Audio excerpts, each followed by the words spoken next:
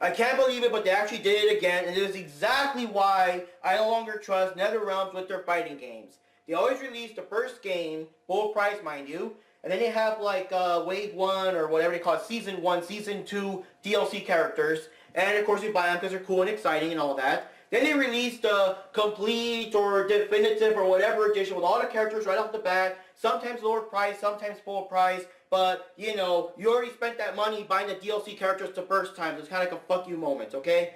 Now... Mark, this is a great rant and all, and I'm going to let you finish, but the last VGM episode was horrible.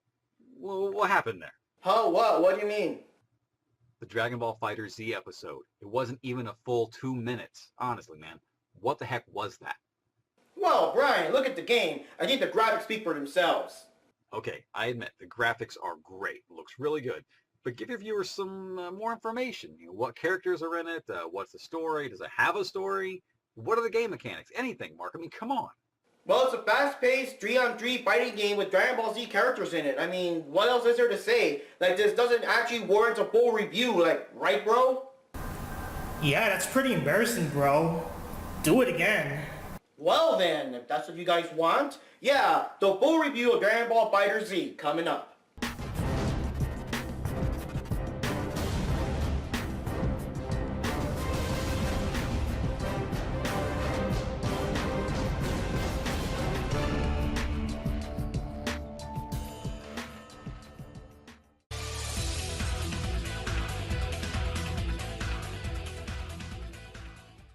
Hey, this is Mark Rodriguez. You're watching another Ultra Instinct episode of Video Game Masters. I got my Dragon Ball Fighter Z game here with my Day 1 DLC for the Super Saiyan Blue characters and my Day 1 pre-order figure here. That's actually a bit smarter than I thought it would be, but still pretty cool. So yes, let's get to it. Like Johnny would say, let's check it out.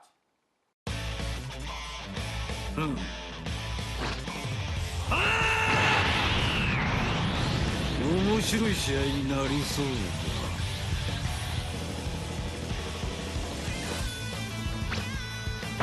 気持ち悪いやつだぜ。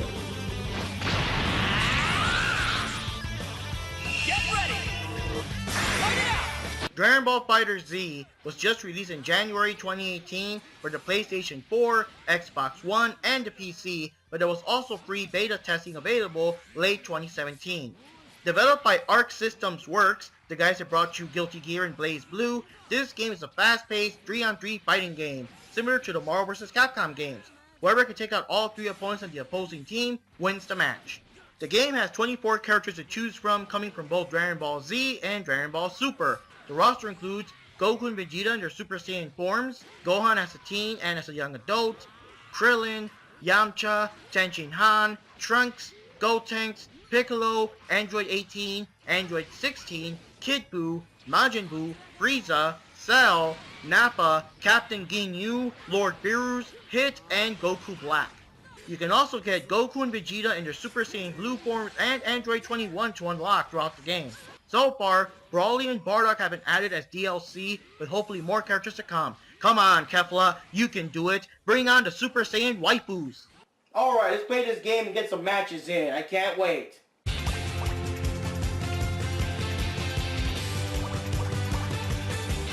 Hey, what the hell is this stuff? Is this like, am I playing Dragon Ball Xenoverse 2 by mistake? The first thing you're going to notice about this game is the bizarre open world type interface. You actually walk around this lobby here to get to several modes. For online matches, you just kind of walk around until someone decides to challenge you. This might be an interesting way to look for opponents, but even going into the arcade mode, the story mode, heck, even the basic one-on-one match with your buddy, your actual offline buddy that's sitting next to you in the real world, requires you to walk into the right section to set this up. Now, there's also an offline mode for the game, but it's pretty much the exact same thing, just that the open world's not going to be empty because of course there's no one around, it's offline. And this area here you can still use to like change your avatar and do things like buying more items for like different clothes, different outfits, different avatar characters. Some characters aren't actually in the game, like the individual members of the Ginyu Force and stuff like that, or Bulma and whatnot. And of course there's also the area where you could control like your team, you can edit your team, and you can edit the game from like English language, Japanese language, basically all the basic customization and options are done in this open world lobby. As for the game itself, it's crazy fast-paced combo action. Each button has some sort of auto combo for beginners, but experts can string the moves together to do crazy long combos. Besides tagging in and out and using your character assist moves like in the Marvel vs. Capcom games, you can also smack away smaller ki blasts with precise timing and warp behind the opponent to hit them from behind. You can also do a super dash to fly right into your opponent for a combo, or the Dragon Rush that can be used for aerial combos, or also knocking your opponent out of the battle and forcing them to switch to someone else. You can also charge your ki to do super moves, and each character has a level 1 super and a massively powerful level 3 super that just looks freaking awesome. You also have dramatic finishes, which are basically reenacting scenes from the Dragon Ball anime. Throughout the fight, you can also gather the Dragon Balls and make a wish, like reviving your fallen teammates, though the likelihood of this happening in a match is very rare due to the insane requirements needed to pull this off. The game also features a long story mode that's comprised of 3 long chapters. The story revolves around a new character, Android 21, who was originally created just for this game and represents the Red Ribbon Army. She's rebuilt Android 16, she's revived the bad guys including Frieza, Cell, and Majin Buu, she made all these evil clones of all the characters, she even created these bizarre waves that cancel out everyone's powers so they're all on the even playing field. That explains how Krillin and Yamcha can factor into the story. She also has a way to put people's souls, I guess your soul as the player, into the Dragon Ball characters, which also damper their fighting ability. So yeah, this girl's been busy. Plus, while she starts off looking like a rather normal human scientist, she reveals that she has the cells of Buu and Cell, and she looks like a female Majin Buu. She also has a good and a bad side, and when her hunger takes over, she's out of control. Besides the online matches and story mode, you can also play arcade mode, which is basically just fighting several computer opponents with no real ending or anything. It's just, I guess, for fun or practice, I don't know. It could have been more fun to see something like, I guess, every character wishing with the Dragon Balls to see what all their wishes are, just multiple endings, something like that. But I guess the main story mode is so long, that's what they went with. There's also a party mode where each individual player will become a single teammate in a team of 3, which is basically 3 players versus 3 players. That's pretty cool. Alright guys, so my thoughts on Dragon Ball Fighter Z, what can I say? The game's a lot of fun. Ever since the beta came out, I just could not stop playing. I was playing it all night long, and I don't remember what fighting game since maybe the Super Nintendo Street Fighter 2 back in the day to actually having played the game. Like, I just couldn't stop playing. Like, even for right now, I had to stop playing for the review because I just couldn't stop playing. I'm like, okay, you got a review to do, but I just couldn't stop playing. I was like, one more match, you know? And, yeah, the game is, you know, very easy to pick up. Like, if you're a beginner, there's lots of, like, cool auto combos, but if you're an expert, you can, like, mix and match all these combos to make them really, like, drawn out, and, you know, the characters are bouncing off the walls, and the combo keeps going, you tag in other characters, and the combo keeps going. Like, so you're, like, a beginner or an expert, you can both play the game, and it's pretty cool, actually, because this game, it just looks super awesome, and it would suck for you to be a Dragon Ball Z fan, and, not be good at fighting games, but you don't want to miss out on this game. Everyone's talking about, oh my god, this game is awesome, look at the graphics, and it kind of sucks for you to, like, miss out. So this game's pretty cool for beginners. If you guys can at least understand, like, the basics of Street Fighter, you can just jump right in. It's pretty cool. Actually, it's way easier to get into than, like, all the Capcom Versus games, to be honest. It's just pretty cool, very fast-paced, very crazy, intense action.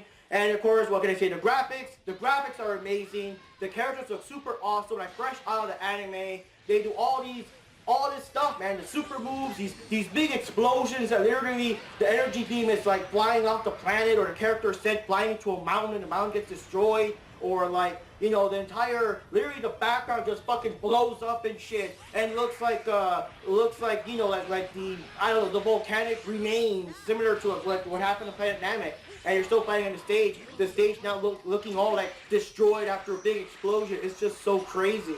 And all these like extra guest characters like Captain Ginyu calling in the other Ginyu members and stuff like that. Of course, Goku Black has some mods helping them out. You know, it's just so awesome. And they got more DLC characters coming along the way to make it even better, even more characters, even more awesome stuff. You got Brawling, you got Bardock, like who's next? It's just pretty cool. Now, to be perfectly honest, of course, no game is perfect. I don't know if there are many faults.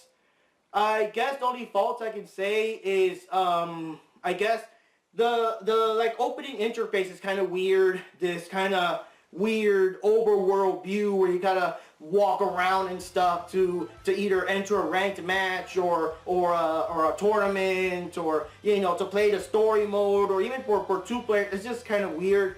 I don't know why I did it that way. I guess I don't know. I mean, people are saying that it's anime-ish, but I don't know. I don't really think Dragon Ball could have done that. Like, Dragon Ball could have just done like a regular Street Fighter game where you just go into the lobbies and fight and stuff like that. Like just a real kick-ass fighting screen as you pick the modes.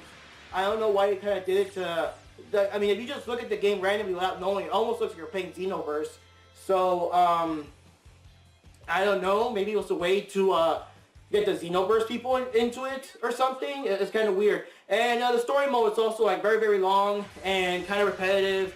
The story mode, of course, does have intricate details as the game goes along, but most of it is just the characters joking to each other or just getting ready to fight. And of course, it's a fighting game, so you can only have the characters in the game. You can only fight the same, you know, 10 or so guys over and over and over in different combinations over and over and over before it gets old, before you really want to just get in there and fight against Android 21 already and just end it, of course.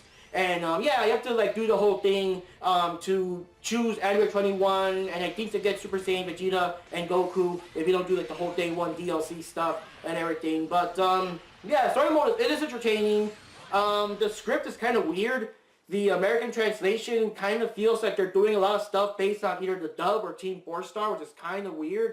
They make Goku and other characters have like jerk moments that the characters really would not do, and I'm kind of getting the idea that like in the Japanese version they're not really saying that, but the subtitles are kind of making it say that to kind of throw in more Dragon Ball memes and Team 4-Star memes and stuff like that. It's kind of weird. It's a minor nitpick. It's nothing that really takes away from the actual game, because of course most of the time people don't care about the storyline. They care about like the game. Let's get in there. Let's kick some ass online. Take names. Take a name for yourself, you know? And for that, this game is fucking awesome. This game is just amazing. And basically speaking, I'll let the old me take it away from my previous review, because my thoughts have not changed. Take it away, old Mark.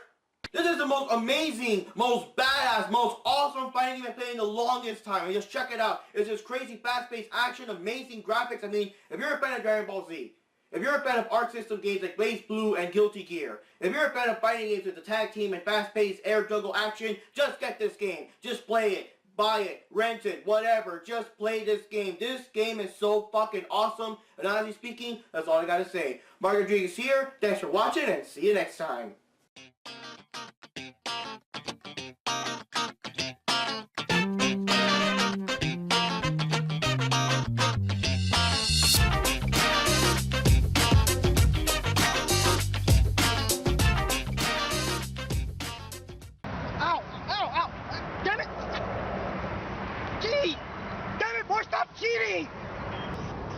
Evil always cheats.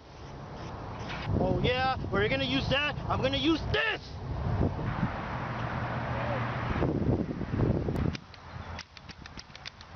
Oh come on! How come his weird doohickey has all the special effects and crap and my gun doesn't? We're on a tight budget, man. Catch, bro. Thanks. Thanks. What the hell, you guys? What? There's gotta be a fair fight. Internet. Ah! Ha! Ha! Die!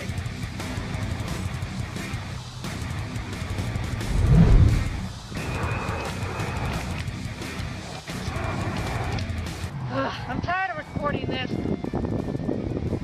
wanna fight now! Let's out!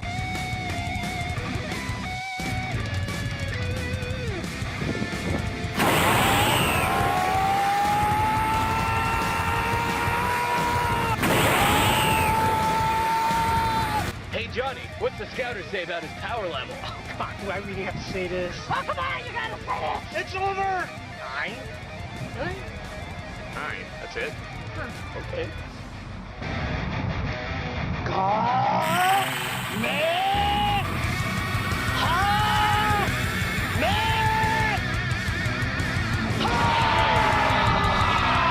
Enemy attack ridiculous go!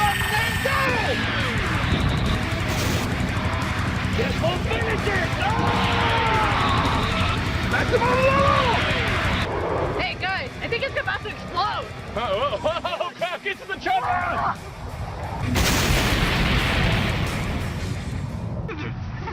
We're not finished yet!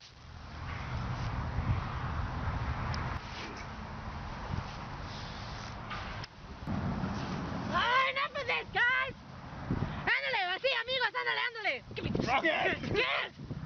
I'm getting tired of this. You guys should be working together. I have no reason to help you.